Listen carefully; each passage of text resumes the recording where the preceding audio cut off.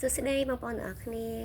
ថ្ងៃនេះមកបង្ហាញអំពីមនុស្សថ្មីទៀតហើយជាមួយនឹងទឹកបន្លែសុខភាពទឹកបន្លែសុខភាពនេះយើងអត់ប្រើប្រាស់ស្ករទេបងប្អូនហើយបងប្អូនអាចជ្រើសរើសបន្លែបានចំពោះមួយមុខនេះគឺថារសជាតិឆ្ងាញ់មែនតើអ្នកអត់ចេះញ៉ាំក៏អាចញ៉ាំបានដែរនេះគឺជាទឹកបន្លែរបស់នាងខ្ញុំបងប្អូនទាំងអស់គ្នា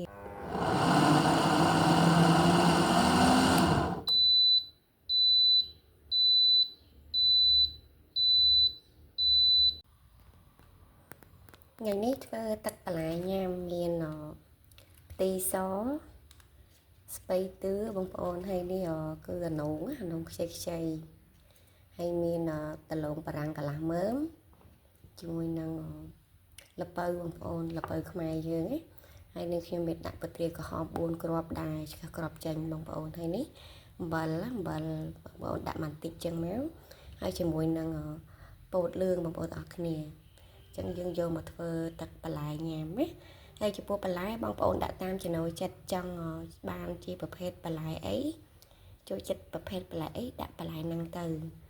ចឹងចំពោះបងប្អូនដែលអត់មានម៉ាស៊ីនអូតូដូចនាងខ្ញុំបងប្អូនអាចយកទៅស្ងោរវាហើយចាំយកមកក្លុកចឹងណាតែនាងខ្ញុំប្រើជាមួយនឹងម៉ាស៊ីនអូតូបងប្អូនគឺម៉ាស៊ីនមួយនេះគឺយើងដាក់ចូលហើយយើងចម្អិនវាក្លុកក្នុងពេលតែមួយតែម្ដងតិចនិចនៃការធ្វើទឹកបន្លែដែលមានរសជាតិឆ្ងាញ់អត់កពល់បងប្អូនយើងអាចដាក់តែបន្លែសុទ្ធបានទេយើងអាចលាយជាមួយនឹងប្រភេទមើមតែមានរសជាតិឆ្ងាញ់ដូចជាមើមត្រាវឬក៏បងប្អូនផ្លាស់ប្ដូរដាក់ជាមើមដំឡូងបារាំងឬក៏ជាមួយនឹងមើមការ៉ុតឬក៏ថាផ្លែល្ពៅអីចឹងណាបងប្អូនដើម្បីកុំឲ្យវាមានក្លិនកពល់ទេហើយនឹងខ្ញុំមានបន្ថែមពទ្រាក្រហមអញ្ចឹងរសជាតិកាន់តែឆ្ងាញ់ណាបងប្អូនញ៉ាំមកគឺថាឈ្ងុយមែនតើបងប្អូនអ្នកសាកល្បងធ្វើញ៉ាំនៅផ្ទះដល់ខ្លួនឯងក៏បានបើសិនជាខ្ញុំធ្វើអាចកម្មង់ពីនាងខ្ញុំបានណាមួយ10តម្លៃតែ 4000 រៀលទេបងប្អូន